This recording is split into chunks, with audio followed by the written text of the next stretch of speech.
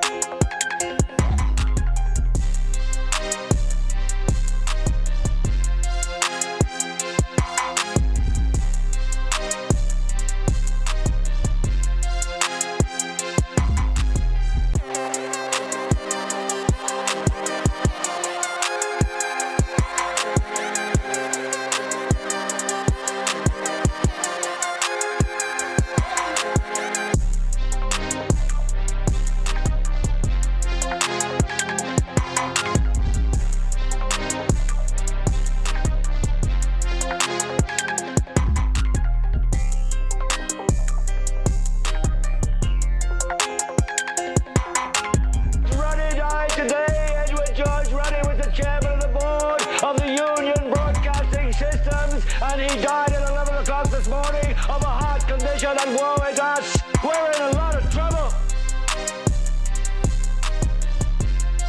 So, a rich little man with white hair died. What has that got to do with the price of rice, right? And why is that woe to us? Because you people and 62 million other Americans are listening to me right now. Because less than 3% of you people read books. Because less than 15% of you read newspapers. Because the only truth you know is what you get over this tube. Right now, there is an entire generation that never knew anything that didn't come out of this tube. This tube is the gospel, the ultimate revelation. This tube can make or break presidents, popes, prime ministers. This tube is the most awesome goddamn force in the whole godless world. And woe is us if it ever falls into the hands of the wrong people. And that's why woe is us that Edward George Ruddy died.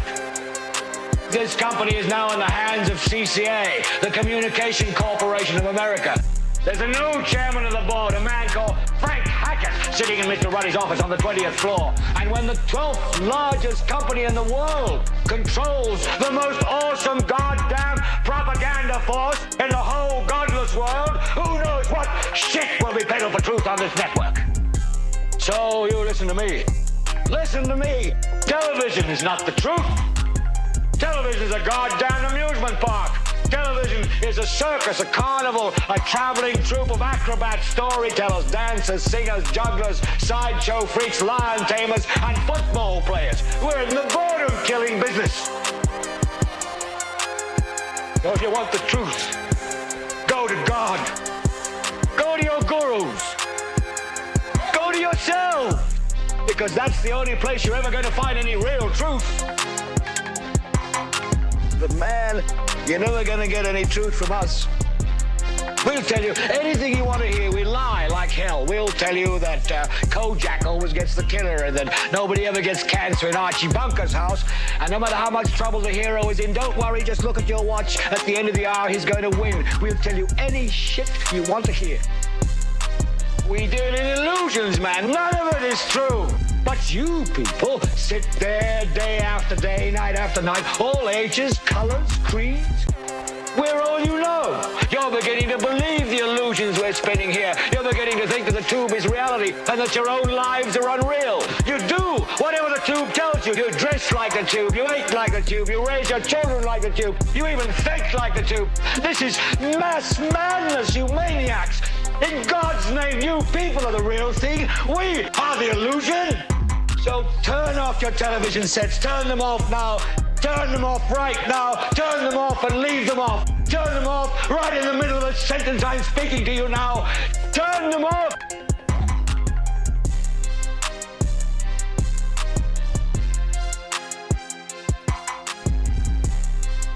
Edward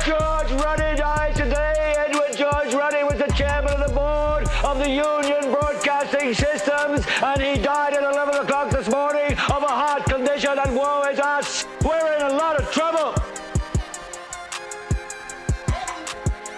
So, a rich little man with white hair died. What has that got to do with the price of rice, right? And why is that woe to us? Because you people and 62 million other Americans are listening to me right now. Because less than 3% of you people read books. Because less than 15% of you read newspapers. Because the only truth you know is what you get over this tube. Right now, there is an entire generation that never knew anything that didn't come out of this tube. This tube is the gospel, the ultimate revelation.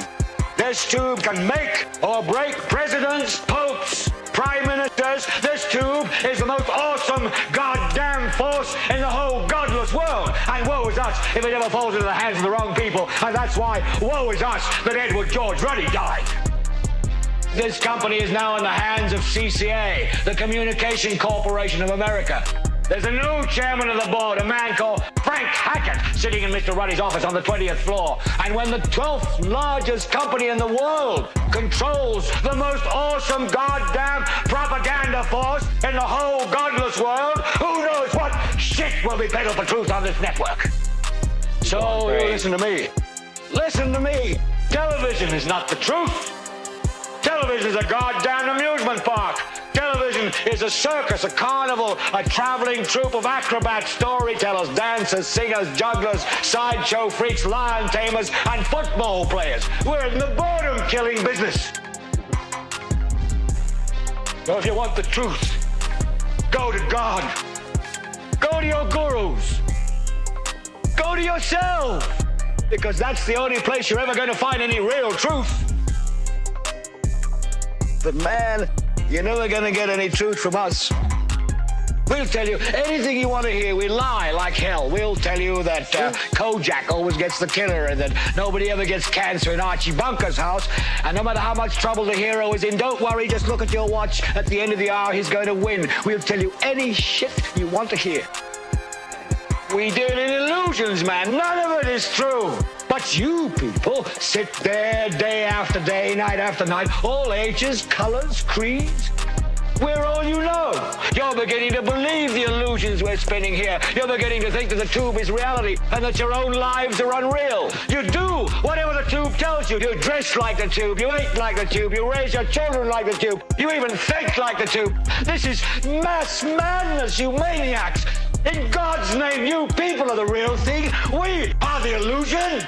So turn off your television sets. Turn them off now. Turn them off right now. Turn them off and leave them off. Turn them off right in the middle of the sentence I'm speaking to you now. Turn them off. He's like, turn them off. Oh, he was going crazy. He was going in. He was cooking. I'm gonna let him cook one more time. Just for the people in the back, you know what I'm saying? Edward George Ruddy died today. Edward George Ruddy was the chairman of the board of the Union Broadcasting Systems, and he died at 11 o'clock this morning of a heart condition, and woe is us. We're in a lot of trouble. So, a rich little man with white hair died. What has that got to do with the price of rice, right? And why is that woe to us?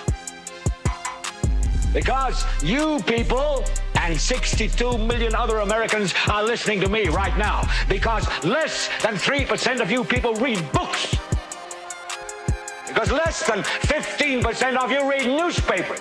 Because the only truth you know is what you get over this tube. Right now, there is an entire generation that never knew anything that didn't come out of this tube. This tube is the gospel, the ultimate revelation.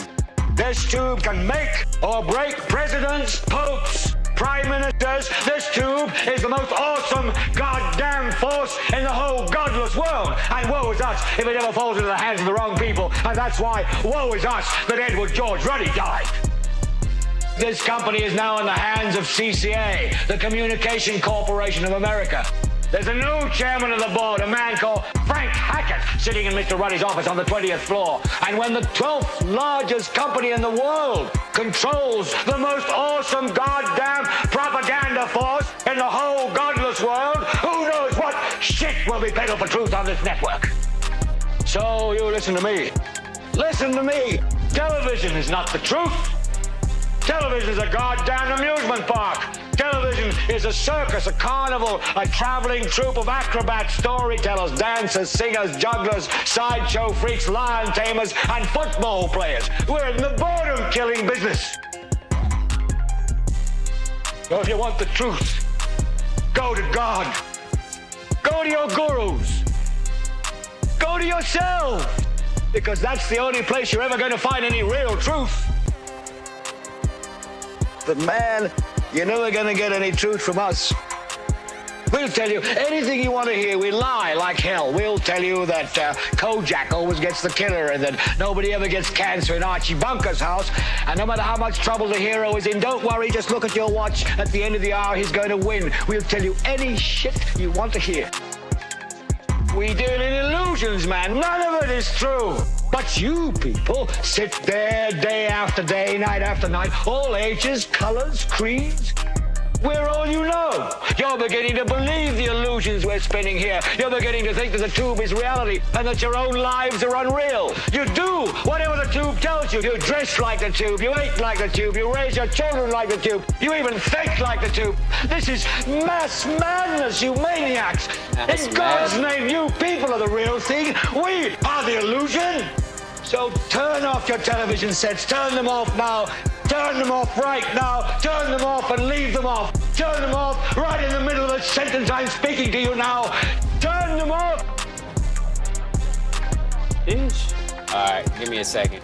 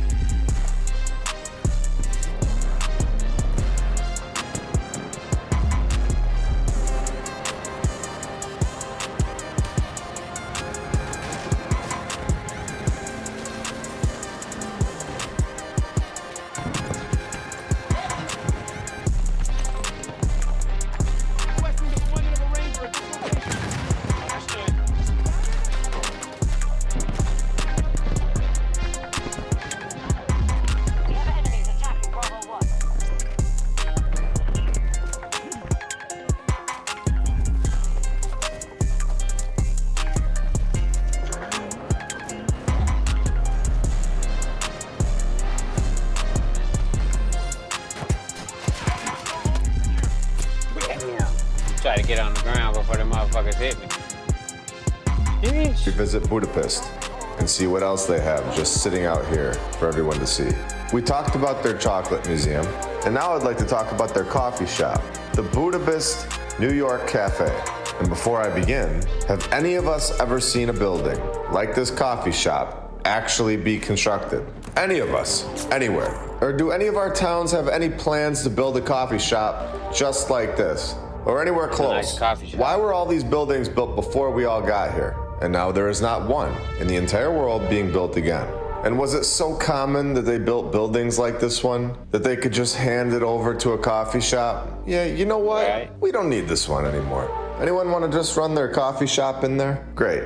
Here you go. So, of course, they tell us that a life insurance company was responsible for constructing this place in 1894. And here we have some normal, very simple construction, especially in the 1800s. Any one of those 1800 people would normally knock this type of construction out in just a few weeks. Even during the Great Depression, they used local prisoners. Or just tell the architect to just go build it himself, like they normally do. It's just ridiculous. The detail on this place is incredible. Now we have a depiction of this place from 125 years ago. Just look at this. Horses and wagons. People just roaming these dirt streets. These buildings were already here. These people in these pictures are the first people. They have no idea what's going on here. They were just put here. They did not construct these buildings. How can they be so technologically advanced, but they have dirt roads? Would the roads not be the first step in the construction process? These people have no idea what's going on here at all. They were tossed into this town and said, get to work in my coffee shop. This is from the past civilization. Now, let's dive into this insane narrative. Not only are they saying that they built this place in the 1800s, they're also telling us that they built this place in just 4 years. This kind of nonsense does not work anymore. This is absolutely insane. We are fully understanding that it would take longer than 4 years to construct this today in 2023. How is it possible that in the 1800s they can just put these together all over the block in 4 years? Not just this building, but all of them. Take a look at these people again and prove to me that they were capable of constructing this. They are the ones telling us that it took 4 years in the 1800s, with not a single photo of the construction process. We no longer need to just accept that, and I'm not sure why anyone ever did. But here we are asking questions finally, and waking up to the nonsense. Your name is Shorts? That's funny. 4 years to build a coffee shop that looks more impressive than anything we've ever seen constructed in our lifetimes. Where did this technology go? Who really built this place? And for why? It surely wasn't a coffee shop. In my opinion, there was a previous civilization, a much more advanced civilization, that either left here for more land that we are unaware of, or they were wiped off the face of the earth completely. And world's fairs were used to repopulate the cities. And here, we are given ridiculous narratives to explain why coffee shops look like palaces in the 1800s. Just throwing pillars up there on the 3rd story with ease in the 1800s, with no roads. We have horses and wagons in these pictures. Are these random people and this random horse and wagon photoshopped into this picture to make it look like there were people? It looks empty other than those fake people and fake horse. I could look at this building all day. 4 years to construct something that lasts forever. Now remember, we have talked about this town before. It's one thing to say that this is the only thing here in Budapest. The problem is that the entire city is covered in these unbelievable buildings, and they have no idea what to do with them, like we talked about in episode 30. The Parliament building has almost 700 rooms, and they use like 5 of them. They have a chocolate museum right across the street that's so incredible it looks like it's CGI. Their library as well. Now we add a coffee shop to the equation. Oh, and did we all catch it earlier, or did we miss it? The main door is guarded by 2 devil statues holding lanterns. And to me, just from looking at the building myself, do I see 2 or do I see 4? They look chained up. Are they even devils or are they people? Are they showing us the past civilization? Chained up and suffering right on the building. And which construction company was this good in 1894? I believe the end is near for the times where people walk right past these buildings just completely unaware of what is right next to them, realizing that there was a past civilization that constructed these buildings and they stand the test of time. Also very interesting and kind of a side note and something to think about, that every statue from the past civilization shows humans that are just shredded with muscle everywhere. Are we being fed things that hold us down mentally and physically on purpose? Are our bodies naturally in perfect shape with perfect muscle? Is that the way we were created? And the system that we're in destroys it on purpose? I 100% believe so. I've never seen a statue on one of these places that isn't in perfect shape. Do you think that every artist in the world just wanted to sculpt a perfect looking person? Maybe. But if not, everyone looked like that. Why wouldn't a few statues be in average shape? Every single one of them all over the world has a shredded 8-pack with massive biceps, like they'd be training to play in the NFL for 10 years, or a bodybuilder. Instead, they look depressed on this building and chained up, all 4 of them. So we have this coffee shop that will be there forever that was supposedly built in 4 years. Oh wait, we aren't done with it? What is this? There's more? Go wait, there's Oh, more. there's more. We have the controllers sitting above the people, of course. The big picture here, right on the front of the coffee shop. Controllers sitting above the people, all happy, looking much smaller and not as in shape as us, and keeping us down, chained up and miserable, controlling us with fake stories. And once we all realize the fake stories, their chains will come off, and the depression, the miserable lifestyle goes away immediately. And this is very important to understand. It's not just about buildings. It's about learning the truth and understanding that we are incredibly special. We are incredibly intelligent once we lift the veil. But as long as we allow these two individuals to fool us, we will be chained and depressed. This city is just incredible. The whole thing is much older than we're told. And does it surprise you that we have this right down the road? St. Stephen's Basilica. They say this thing was built in 1890, which is a complete joke. We did not build this in 1890. But let's continue. And do we have proof of this? Here we go. It's not a fire, thankfully, this time, but a supposed demolition in 1868. It collapsed, so they say, and had to draw up a new one, of course, because that was easy in 1868. Finished the demolition work in 1875 and finished the rest of it in 1890. Oh, what do you know? This fake architect is dead a year later. We did not build this in 1890. But let's continue. And do we have proof of this? Here we go. It's not a fire, thankfully, this time, but a supposed two individuals to fool us. We will be chained and depressed. This city is just incredible. The whole thing is much older than we're told. And does it surprise you that we have this right down the road? St. Stephen's Basilica. They say this thing was built in 1890, which is a complete joke. We did not build this in 1890. But let's continue. And do we have proof of this? Here we go. It's not a fire, thankfully, this time, but a supposed demolition in 1868. It collapsed, so they say, and had to draw up a new one, of course, because that was easy in 1868. Right. Finished the demolition work in 1875 and finished the rest of it in 1890. Oh, what do you know? This fake architect is dead a year later. Who believes this nonsense? Oh, you gotta be kidding me. There's not another fire, is there? What did we just find? In 1947, the wooden structure catches on fire during the repair work on the roof. If you have seen my last 33 episodes, you will know all about the fires at this point. The fire story is the nod to the hidden group that this is a building from the old world. It's the key to it all. It's in nearly every old world building. There is always a fire story. Another fire story. Can you believe it? It is so repetitive and right in our faces. I'm just going to be honest with you. When I find that there's another fire while researching these buildings, it blows my mind more and more every time, because it is the key to understanding the narrative and understanding that these buildings are from the old world. It is 100% a symbol. In my opinion, there was never a fire here in this building. If there was, that also wouldn't shock me. But from what I've seen, many times there is no record of a fire ever being there. They simply throw it in the narrative to tell their group which building is which. As for the fires in today's time, they are an easy way to destroy a building and the old world without placing blame on anybody. They then collect the insurance money instead of hiring a demolition company. Just randomly catching fire in 1947. Okay, basically all of the buildings catch on fire. Got it. I gotta find something else. Give me a second, though. You know what I'm saying? We must fight harder. I don't know what else.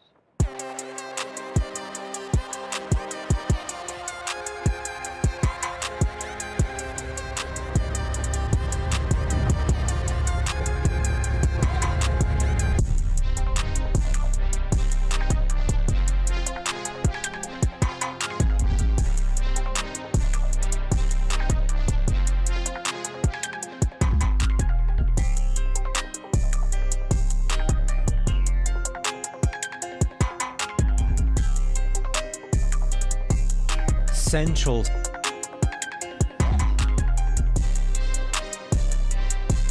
Alright, yeah. I found a video that we can watch. But, I'm trying to get a kill, man. This shit is crazy right now. I can't kill nobody. Unit transport delivered to the marker. Request received. Assigning vehicle now. Cancel that. Marking danger. 70 meters away from my position.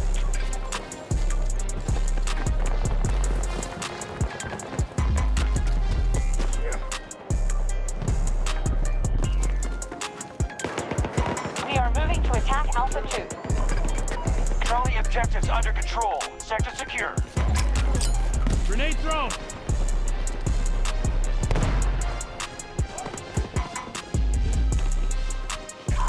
Battle is costing us. We've lost half our strength. See if the grenade goes to the ground again. Yeah, they always go to the ground.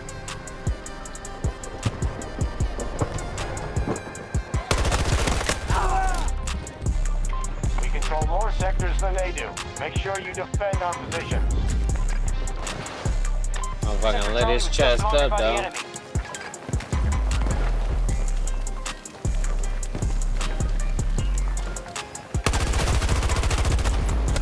Damn! Should've known. Anyway. Central Sun, Black Sun, and the nucleus, so the central part of the Earth, right? Allow me to show you the photos. So first of all, you have the typical stuff on the internet about the sphere, globe, Earth with the nucleus, right? The middle part, the Earth's, whatever you want to call it, the central part of the thing, nucleus or central sun, because the whole thing with the hollow Earth, they go with this, with the central sun. And then of course you have the hole in the North Pole, which I've made a video about this, and your typical stuff between hollow Earth, central sun, and the central part of the Earth, the magma core, right? The magma, the lava core, whatever. So these photos just to help you understand, because of course if you see the world with the electromagnetic field, it looks like a sphere even though it's level flat. Now take this into consideration, and now go for the black sun. So you see, when you understand how the world works with all this electromagnetism, we have the black sun inside the Earth. So what NASA did, and all the other people on the internet who speak about this whole thing about hollow Earth, central sun, magma core, they do state some actual facts, but of course when you see this photo you don't understand, and you say, okay, yeah, it's just fake. It is fake, but it's, in a way, they took the Vedas and they took the real cosmology of the world with the black sun, which is moving underneath, and as you can see, it's like an electromagnetic field. So of course the black sun is underneath the Earth, but instead of showing you this, they just made it look like this. So the whole sphere, as if, you know, the electromagnetic field, but looking like with curved water, and the black sun, which is underneath the Earth, they put it like the nucleus, the core, made of magma kind of stuff. So do you get my point? Like, people always say, oh, they're lying, they're hiding. Well, yes and no, because yeah, like when you encode something, you're pretty much saying the same thing, it's just you're encoding it. Of course people don't understand until I try to explain it, just the way I explained the whole thing with the North Pole hole, where you have the electromagnetic field of the sun that comes through that hole in the North Magnetic and hits the dome and creates Polaris, right? And then it gets refracted, inverted, and creates the sun and the moon at a lower altitude. But of course for us it's still a big altitude, because it's like 5,500 kilometers, which when you see it with your Nikon camera, Nikon P1000, which is over 100 optical zoom, you see it as if you're looking at 55 kilometers. That's why you see them so close. So it's like 100 times difference, right, with the optical zoom. So everything makes sense once you understand the cosmology of the real world. But that cosmology can actually be put in such a way to proliferate these types of thinking with the sphere, curved water, and magma core or central sun, etc. But once you compare this and you see what Vibes of Cosmos is explaining, and you actually understand where the sphere comes from, and the whole thing with the sun inside the Earth, then you understand everything. And I'll see you guys in the next video. I hope it makes sense. I mean, it makes sense for me, and it's super easy now to understand. Central. He's like, and it's super easy for me to understand now. No problem.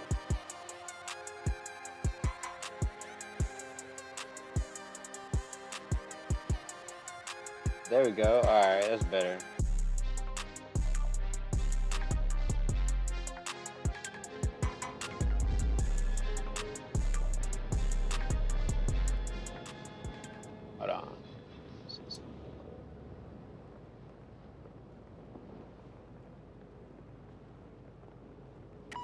Doing good so far, troops.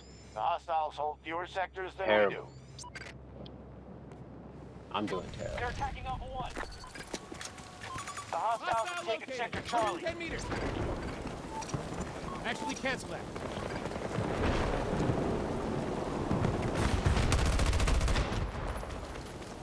Fuck, I gotta get down.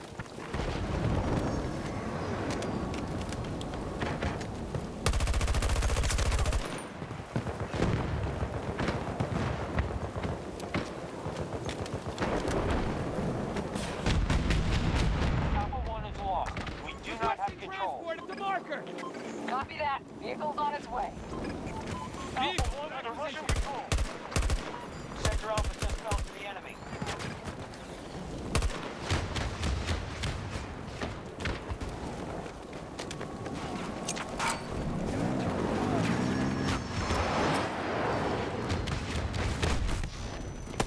Damn! Oh, he was right there. Of course.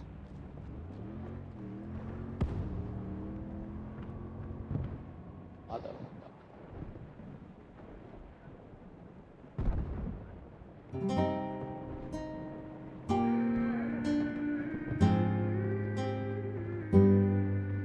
Sector Echo fully secure. Mine Unveiled. This channel got some good stuff. If y'all looking to, you know, do some research and Conquered stuff. more sectors It's a than good they channel. have. Keep going. Mine Unveiled.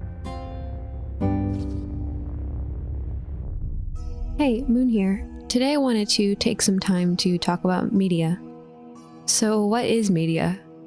At its core, it's simply communication. Media can be spoken word, podcast on a screen or a radio, or just words on a page. There are tons of different kinds of media, from TV shows and commercials to movies, streaming services, video games, digital printed magazines, newspapers, books. Communication is undoubtedly the most powerful tool we possess. This means that mass media is a very powerful force in today's society, especially in more developed areas of the world. Sociologists call this mediated culture. And mediated has two primary definitions, which is to bring about a result such as a physiological effect, and to serve as an intermediary or indirectly connect two or more parties together. This to me means that the media is being used as a conduit to connect people as opposed to people connecting with people. When we consider that culture is created through connection, it starts to seem like different facets of media create their own cultures or subcultures.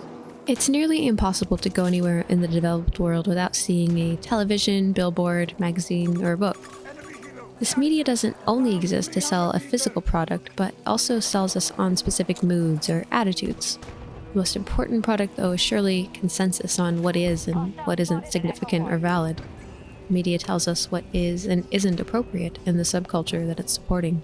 Without mass media, the concept of celebrities or influencers would be much less important. I'm sure in a local area there would still be some well-known local celebrities, but they'd most likely be people with high political or financial standing.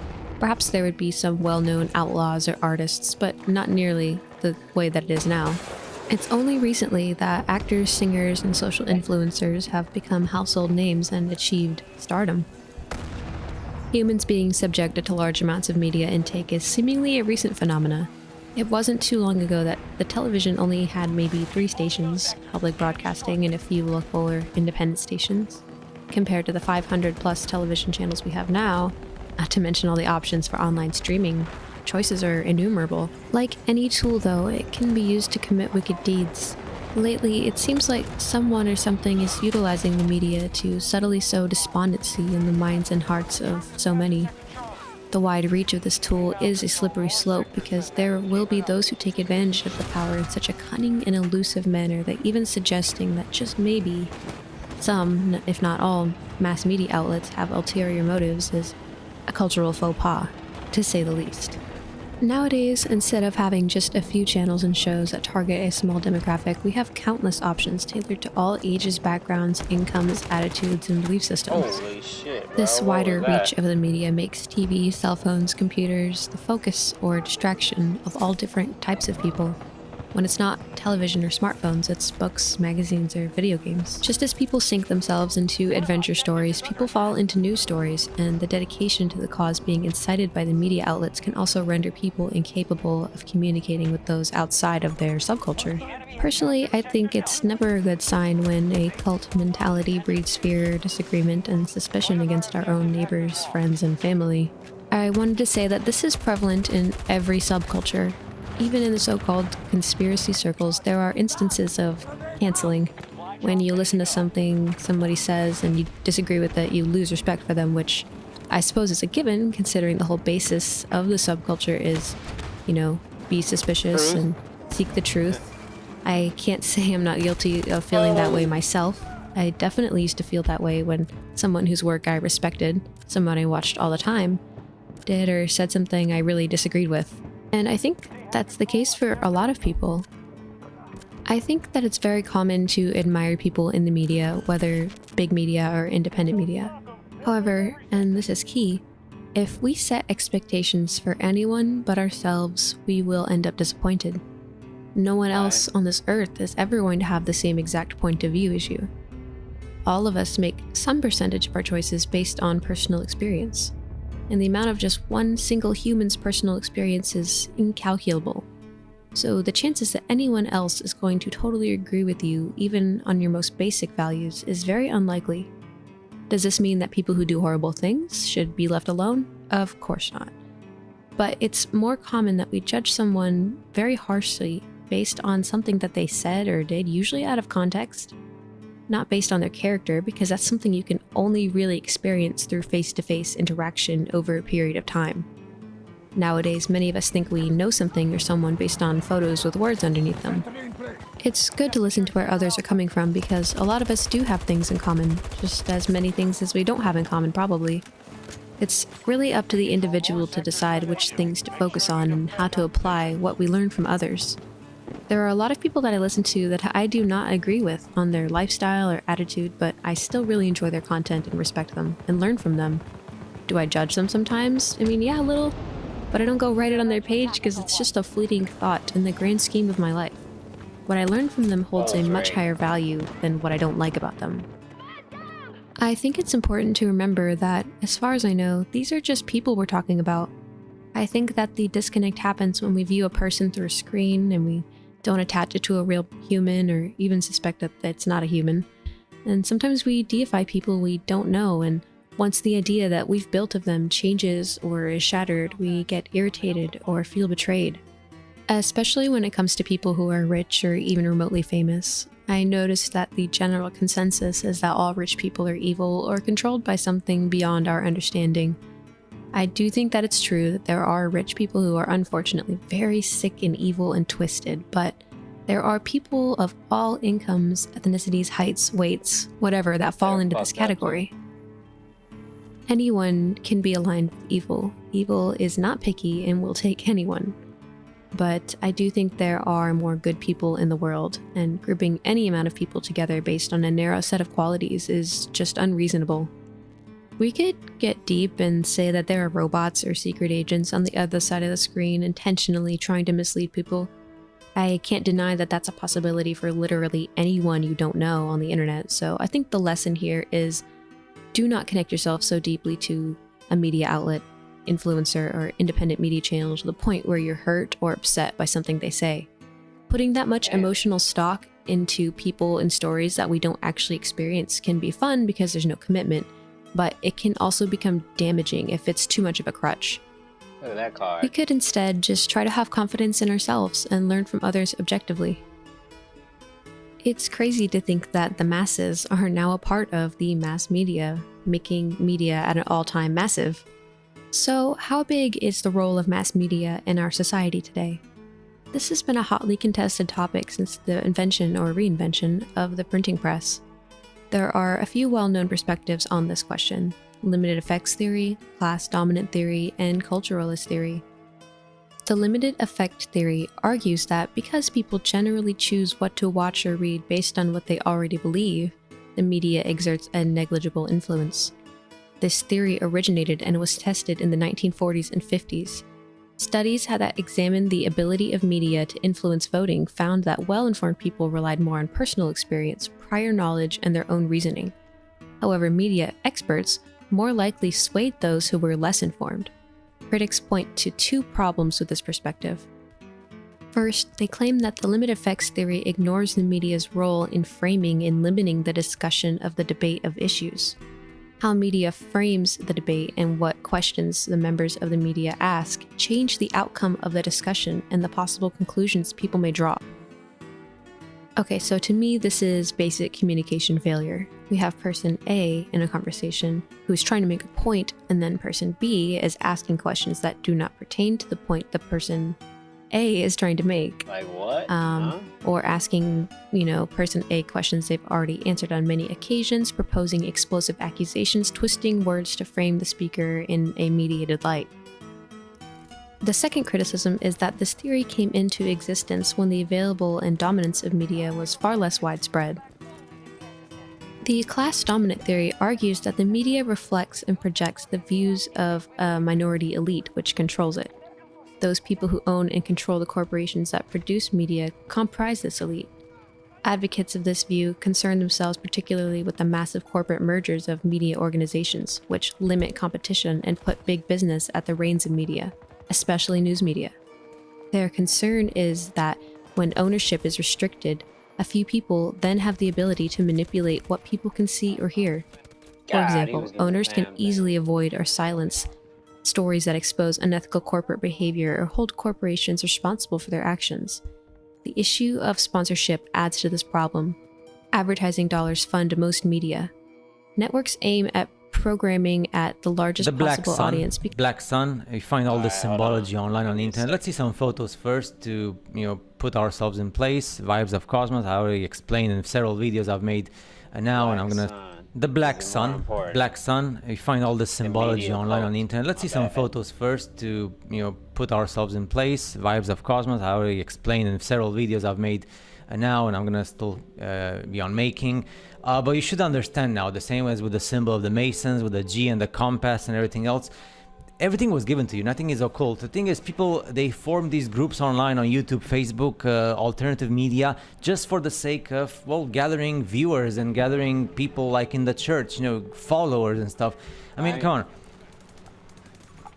I care, yes, of course, about all the occult stuff and the interpretations, but let's be honest.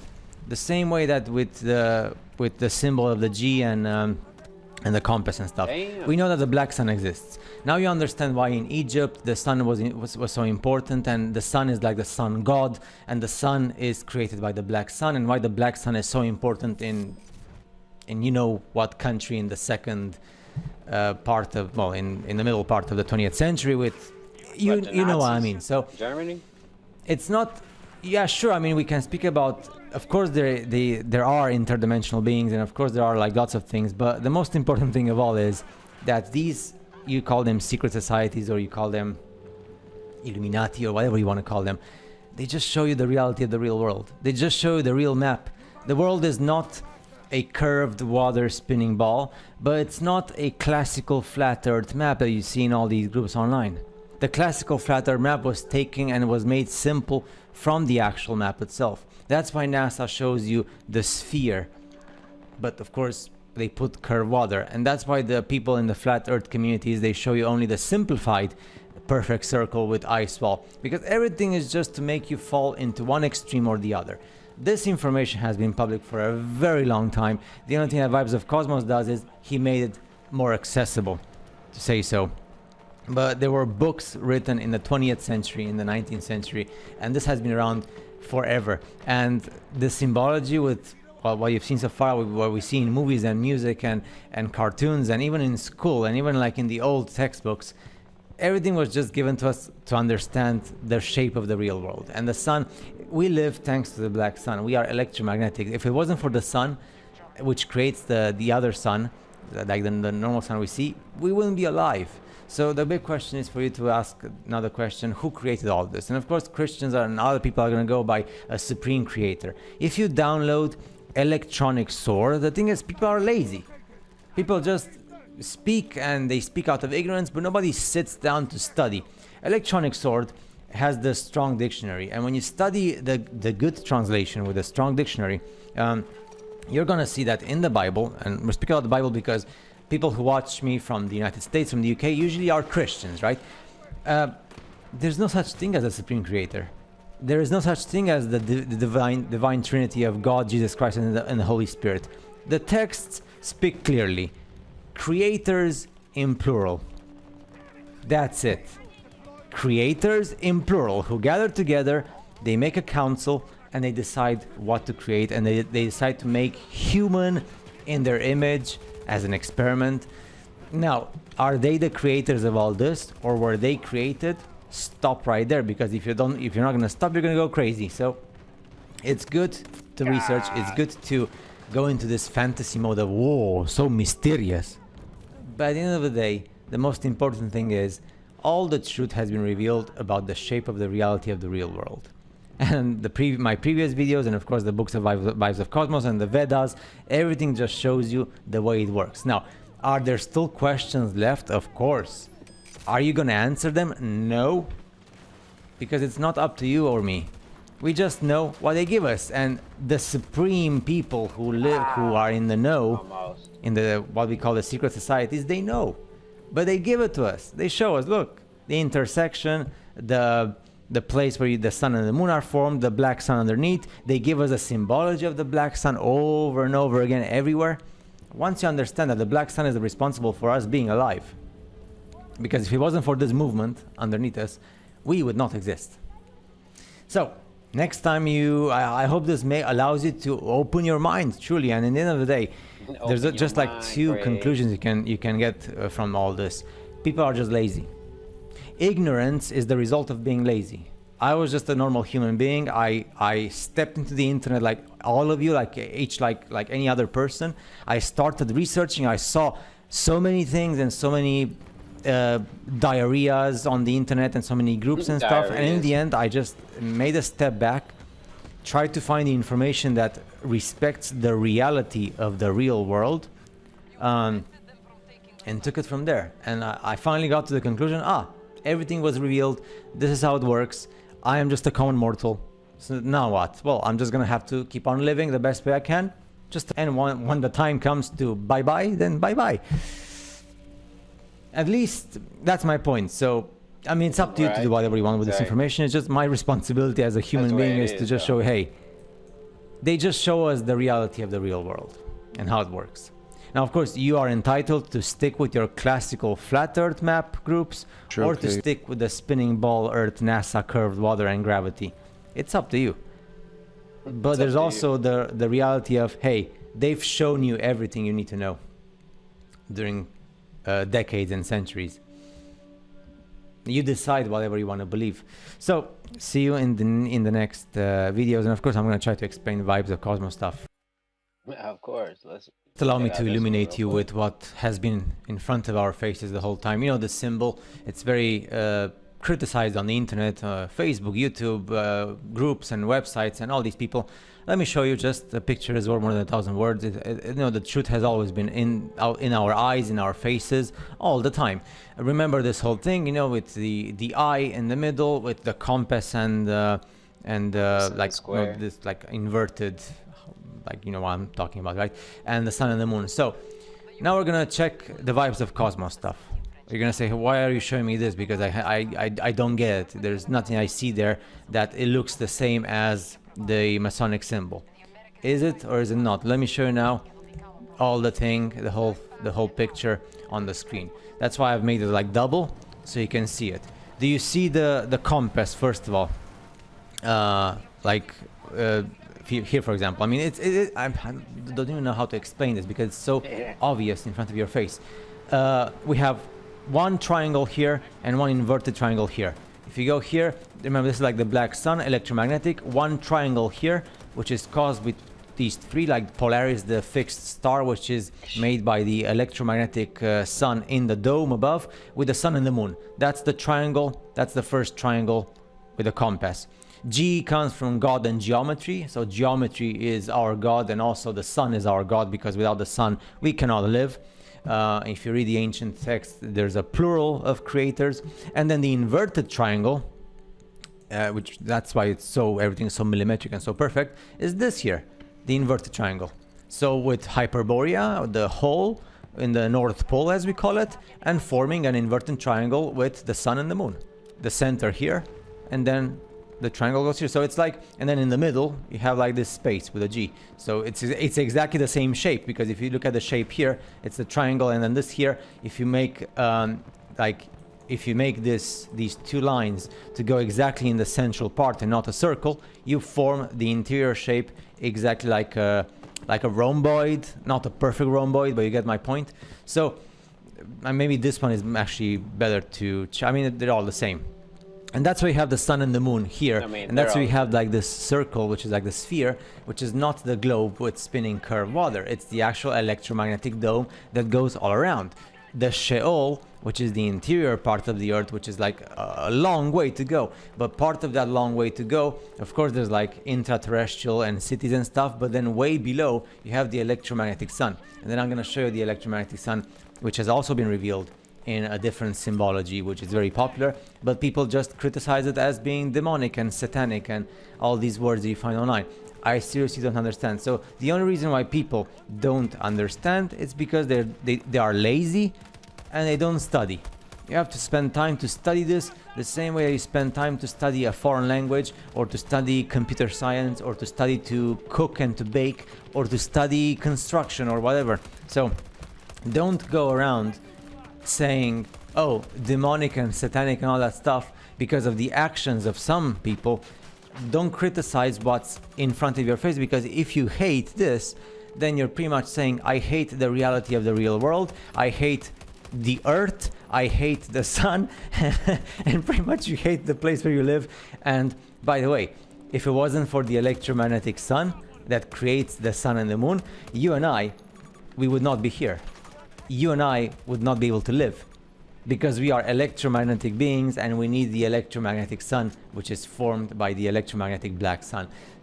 And the only thing that these guys are doing, they're just pointing you, they're showing it to you in your face. Now, of course, people are going to say, oh, it's occult. It's occult if you don't want to study. But if you want to study it, it's not occult anymore. So, see you in the next video. Rooms. I done shrooms. Just allow me to illuminate. Ain't that great. Mother sucker. Hold on. Yeah, whatever.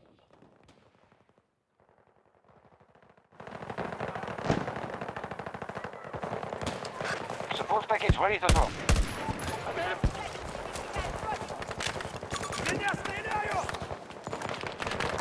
Need a transport. Deliver to the marker. Оставьте меня здесь! Не подходите! We are about to attack Alpha 1. We've lost an objective to the enemy.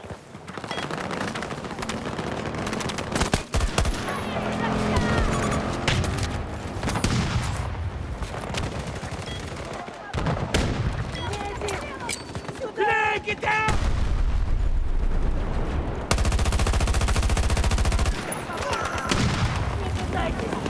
We're taking too many casualties. Our attack on Alpha 2 is underway. I need a reload!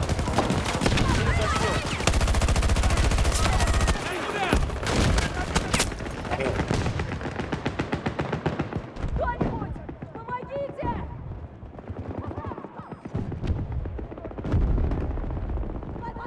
Меня это обстреливает!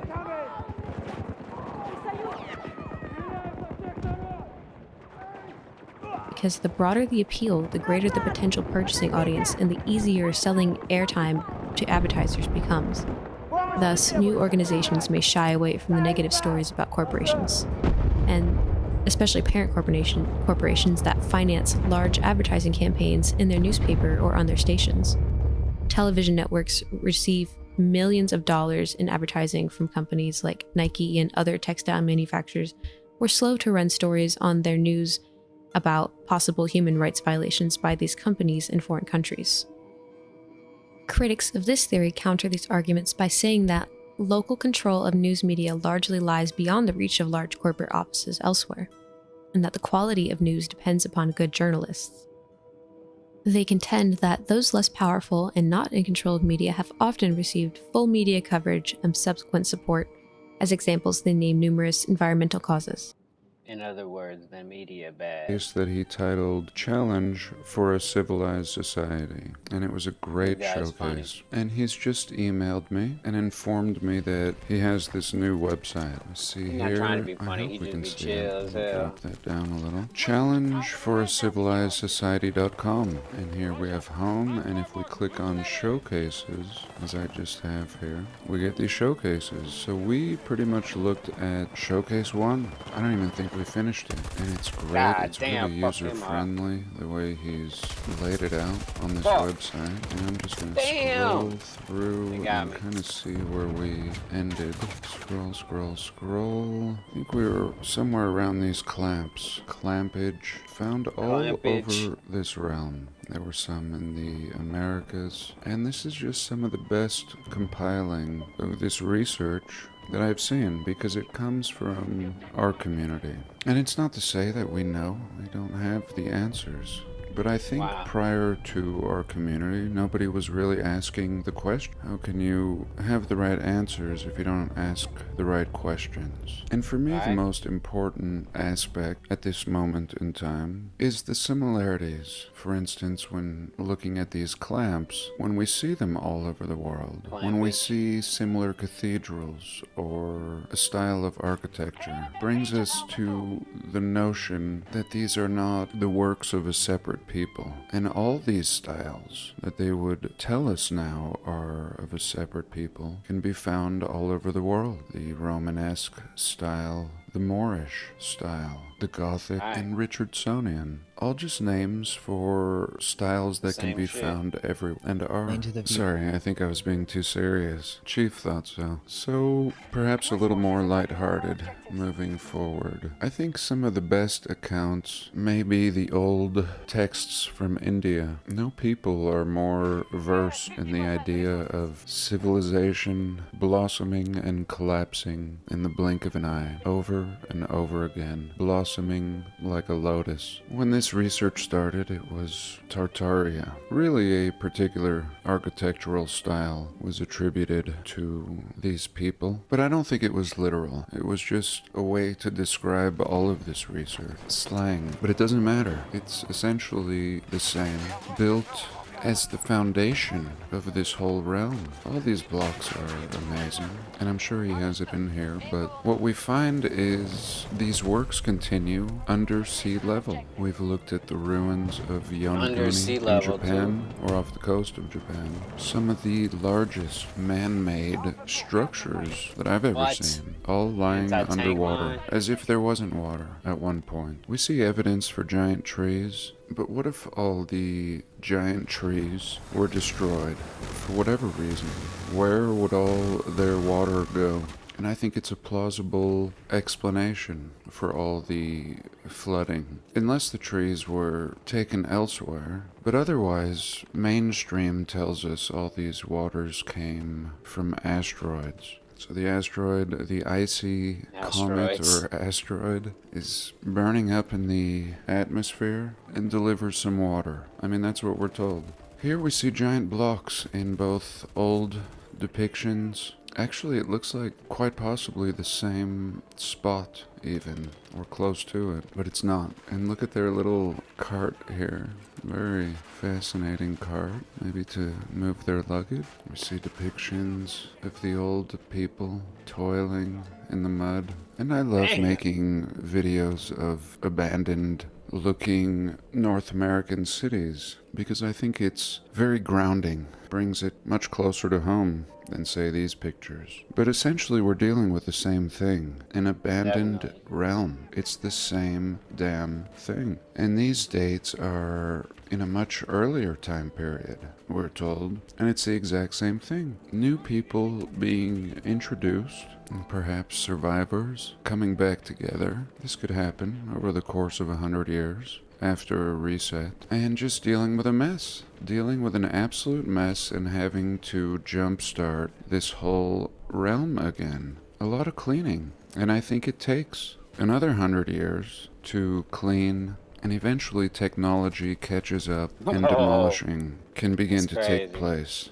and essentially the reshaping and rewriting of history. What is certain, and I say that loosely, is that we're not dealing with carved stone at this point. The old stuff is simply made. That It's looks simply weird. cast. Just the way we don't carve concrete, we pour concrete today. And it's no different in the old world. If they needed metal, they made metal. If they needed gold, they made gold. I think this research has expanded my mind in a lot of ways. Simply seeing the old world over and over again. It's like looking at somebody's art, but in this case, the art of a past civilization. And after a while, you get to know them, and you still don't understand everything, and most of it is buried underground. And here's a great example of buried underground. It's a pyramid, and they've excavated little corners of it, and they're just these massive blocks. The thing is buried. And yet, just in this picture, we see two eras. The giant people, a giant race. I mean, who needs a pyramid that big? Well, someone did. Right. And then they're gone. And then another people come along and build this cathedral on top. I'll put a picture of the one in Mexico. We'll compare. But yeah, as beautiful as these Damn. buildings are, these are the most recent. I mean, nothing like the pyramids, or even Petra in Jordan, for example. But even these, being the most recent, have a poor explanation. I mean, similar to the slaves building the pyramids, or the silly stories that we were given in school. Here is the Musée du Congo. Oh, he almost the got me. Museum of the Congo. We see the same architecture. It doesn't matter which part of the realm. And here we can see the entrance to Notre Dame in Oh, Paris. that's Look the tough. size of these doors compared to the people and their horse and carriages. And recently in a video, The widow I will people. have shown abandoned Portland, Oregon, and the highest set of windows on one of the buildings I was showing had this same style, cathedral style. As we can kind of see here, I mean, each level has a different style window. Square, rounded, and then up at the top, I'm not sure if it's so in this particular building. And what an amazing people. What a Wow, that was artistic tight. people. Not this man. No. This man is probably responsible for these piles found all around here. This really reminds me of something I wanted to talk about today, but didn't. Maybe I'll inject some pictures. This looks like some Yeah. underground I was going realm, in for a perhaps in India, judging from this architectural style. The colonnade in Rameswaram really seems Indian feeling and seems super futuristic. This is so advanced. What are they even telling us this is? A subway system? That's what it looks like. I mean, it looks like a train system in ruins. It looks like it ran off some free energy tech up here. Some kind of magnet system there he goes. that would give it a push, pushing the train along magnetically. And anyway, what I would have talked about today is the underrealm in Pennsylvania. These explorers have discovered an entrance, many entrances, under Pennsylvania. And these tunnels Man, we're gonna ran all the die. way to Indiana and Defeated. under Ohio. Completely mind-blowing. Similar to how we saw a map provided by Jeffrey of these underground tunnel systems. The same can be found in North America. And these explorers are essentially finding the same thing, just like this. And now people can contest our research for everything above the ground. But when it comes to things like this, it becomes irrefutable that we're dealing with a past and great civilization, whatever you want to call it. In fact, this tunnel system is what the one looks like in the Pennsylvania Underground. It was kind of pointed and really looks like the building has tipped over. Oh, All the buildings often have kind of a slant. And here we can see a section on polygonal masonry. And here we see Baalbek in Lebanon. displaying this polygonal style with nubs. And then of course in Peru, which is more famous for the polygonal style, but we see it everywhere.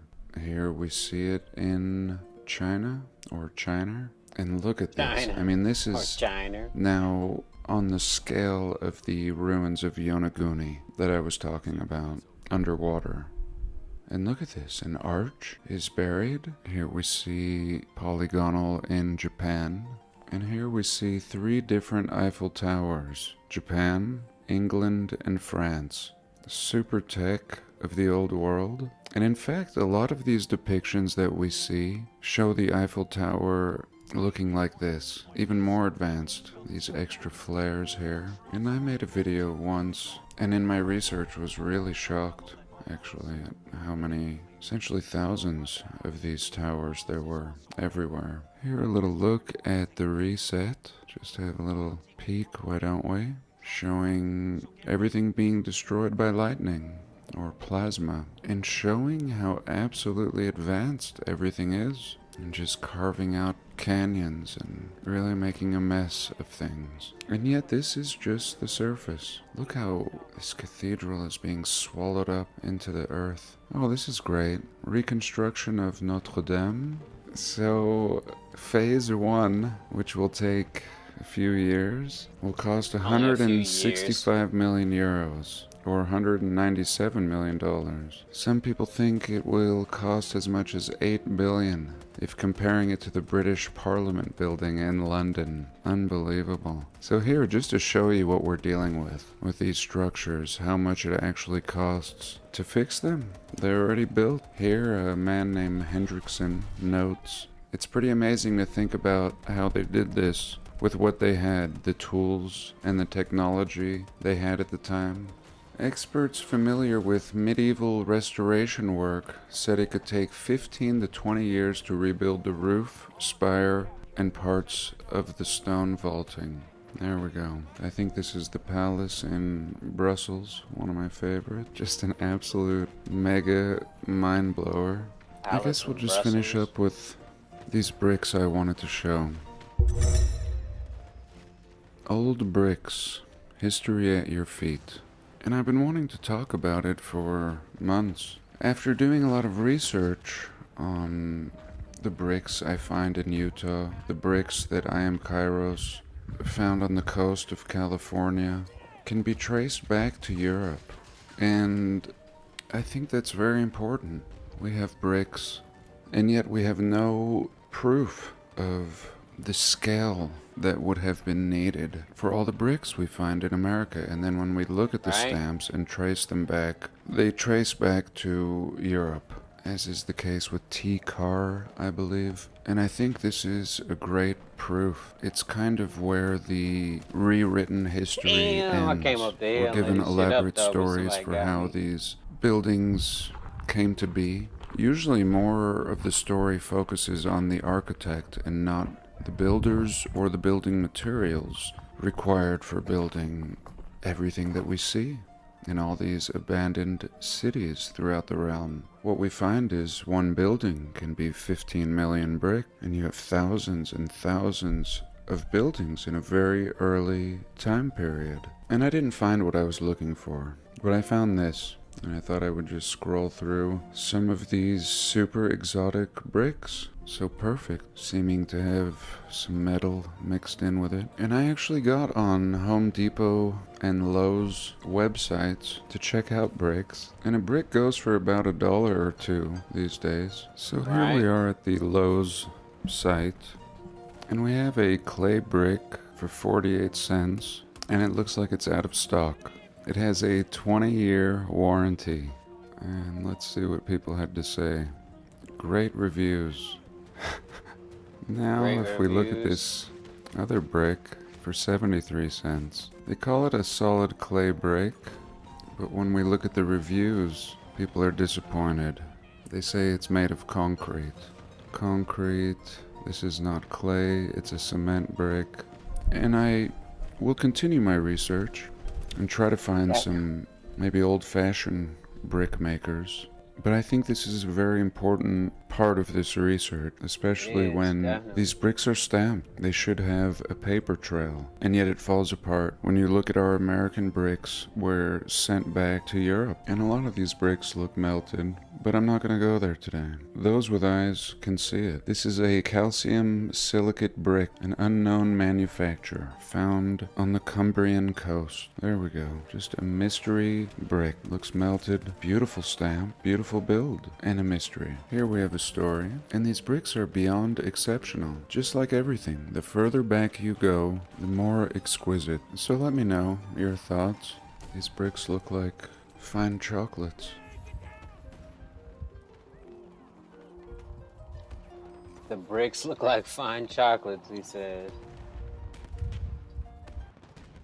That'll bring me to what? I got a video I want to show y'all. Let's see if I can find it real quick. About chocolate. Do it. Or Johnny Depp? Does he owe a specific debt to someone? Ninth Gate? If one were to study his work, they would completely see why Tim Burton knew that Johnny would be the best role for this film. Heck, Right? even the writer Roald Dahl's wife thought Johnny was the perfect actor for Wonka. Tim Burton is deeply connected with all of this, and we have to look at his movies that he made and the ones with Depp in order to understand the bigger picture at what these Hollywood fat cats are trying to tell you. We really grew up thinking that this story is just about some golden tickets and these kids touring some amazing and bizarre chocolate factory. Many But of it's Tim not. Burton's films are obsessive over death, and all of his films have a similar macabre style. It's understandable that these topics would be explored within creative entertainment, but at some point, if we start to categorize this stuff, we can see that there are many similar themes and there's a bigger picture among these movies. Uh-oh. Beetlejuice is a story about an Beetlejuice. evil demon that possesses a home. And they never really say this, as it's supposed to be a light-hearted horror comedy involving a recently deceased couple, implying that they're a ghost. Yet, in the early drafts, it's revealed that Beetlejuice was supposed to be a How did winged I demon. not kill him? How do you think he got all his powers? If this is true, then could it be that this is some type of occult play in which the normalization of occult forces was being projected on the masses, leading to subconscious demonic possession in homes around the world? Too much, right? Well, Right? I don't know. Let's see what you think by the end of this video. It's obvious to anyone that's seen Burton's work that he has a strong relationship with the occult. For example, think about the movie 9 and its relationship to alchemy, homunculi, artificial man, Kabbalah, all of which are outside the scope of this video. Now, just because something contains occult topics doesn't inherently make it evil, but we have to remember that many of these famous Hollywood producers use magic within their films for specific mental subconscious programming, whether that is to embed their own viewpoint of the world on the film or to use symbols in order to harness energy that then in turn gives these movies power. I mean, bro, what kind of film is Edward Scissorhands? It's a story about an artificial human who was made in a Tartarian-looking castle factory with all these weird machines and gadgets. Some weird metaphor for a man-made human that destroys everything it touches and has little to no understanding of the world in which he was brought in. A pitiful tale in which there are no real winners. This is very synchronistic for Depp's future films, as, let's keep in mind, he supposedly just got casted for Beetlejuice 2. If you want my opinion, I doubt Tim Burton is coming up with all this on his own. I mean, he may be the creative mind behind the vision of how they manifest, but in terms of the writing and the similarities between all these films, you start to really wonder if there's something else going on, some overarching narrative. Definitely something For else those who may going think on. this is just a case of coincidence, explain how or why is it that his first film in 1979, while he was supposedly in school, was a short animated film called Stalk of the Celery Monster, which is again a childish and comical approach to talking about some pretty horrible content. This short story is about a scientist who is doing genetic experiments, has some woman strapped to a table. Damn. She screams for the scientist to stop, breaking his glasses, but the scientist holds onto her mouth as a big pig-like monster comes into the room, yells at the girl, scaring her into silence. Then the scientist says, Are we ready to begin? As he starts injecting the patient, then, laughing maniacally, says, "I've done it." Then come to find out that this guy is Dr. Maxwell Payne, a family dentist, and he's doing this to unsuspecting victims behind the front of dental health. Basically a hijack. A dentist? This wouldn't be connected to anything else, would it? To me, something else is up with Tim Burton. He most likely was groomed and sent to school, and then because of his dark interest, was picked up by Hollywood elites. I mean, this is really weird for his first short film. What's the meaning? He was 20 and making stories about torturing other humans secretly? Right. Perhaps. But let's continue with Depp, as we can't look at all of Tim Burton's films, but we must keep that in mind. Johnny's first major film was A Nightmare on Elm Street, which is about a supernatural demon that murders people in their dreams. And what is the glove made of? Razors. This stuff is no accident. Quote, in Celtic mythology, elm trees were associated with the underworld. They had a special affinity with elves who guarded the burial mounds, their dead, and the associated passage into the underworld. This video isn't really a Johnny Depp movie breakdown, but I just wanted to make some connections before we get to the chocolate factory. There's another theme of many Hollywood actors being pushed into inverted gender roles. As many of you know, almost a way to show how controlled these actors are and what they can push them to do. All of these films by Tim Burton, and many Depp films, promote secretly very satanic themes. And that's not to say that the occult is satanic, but the symbolism they are promoting is surrounding death, but most disturbingly, vampirism. Vampire. Now let's just start there, because if it's true that Tim Burton is some type of dark occultist, then we need to start asking questions, because he uses many of the same actors, including his wife, which many say are connected with the Rothschilds suspiciously. I can only say so much, but much of this has to do with Hollywood's fascination with what is this shit? What is this shit? It's pure mess, like ginger beer, man. Adrenochrome.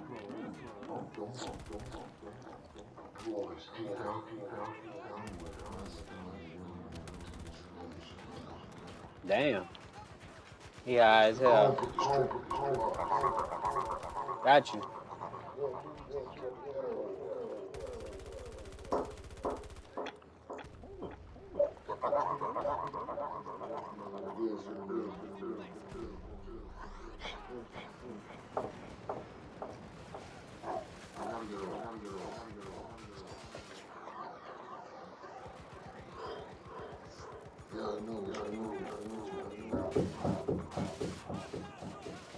Where'd you get this? Where'd you get this? What kind of monster coming this time? Satanism. I think there's only one source. Adrenaline ground from a living human. I know. The guy didn't have any cash. You're from me, blood said it would take me higher than I ever did. Thought he was kidding. I told him I'd just as soon have an ounce of so pure clean. Or maybe just a magic cloud to chew on. I can already feel the first wave felt like a combination of mescaline and methylene. Maybe I should take a swim. Damn, fucked him up.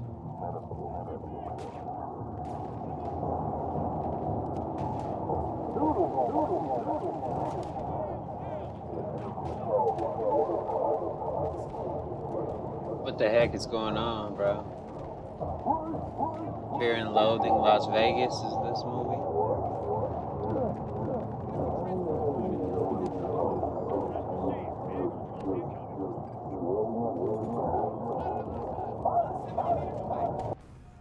Now, can we really conclude that these actors are all Satanists? It's speculative, but if you start to watch all of Tim Burton's films, there's really no question that he's dead set on portraying exclusively disturbing scenarios. Right. many of which are well loved for their whimsical and surreal nature. Even Alice in Wonderland, Follow the White Rabbit. These people speak in symbols. Look at the cover. White rabbit with a pink eye, the red roses, time is running out. Interestingly, you can see this bunny programming symbolism all over Hollywood. The White Rabbit figure is the figure that leads us to visit otherwise inaccessible places or adventures. Like Matrix. They are guides that shepherd us down the rabbit hole. To some, it's a symbol of curiosity and intrigue, but to others, it's a symbol of mind control. This symbol brings to mind the whole Hugh Hefner CIA-backed MKUltra factory thing. Don't think that the CIA is connected to all of this? Well, check out Lookout Mountain Laboratory, which was originally a U.S. Air Defense Department center, but was turned into a massive Hollywood studio. Supposedly, Lookout Mountain Laboratory was developing secret weapons during the Cold War. The existence of this facility wasn't acknowledged until the early 90s, even though it had preceded some 19,000 government propaganda films. Host to the likes of John Ford, Jimmy Stewart, Howard Hawks, Ronald Reagan, Bing Crosby, Walt Disney, and Marilyn Monroe. That's everybody. It's said that they were working there with top secret clearances on MKUltra, or undisclosed projects. Hollywood civilian studio staff from Warner Brothers, Metro-Goldwyn-Mayer, and RKO also worked alongside its military staff as producers, cameramen, and directors. So, with all that said, we're probably going to see Willy Wonka with completely new eyes.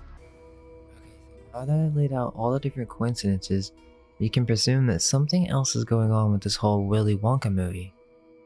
The film is based on Roald Dahl's book, but even in the original, there are some clues that hint that something else is going on behind the scenes.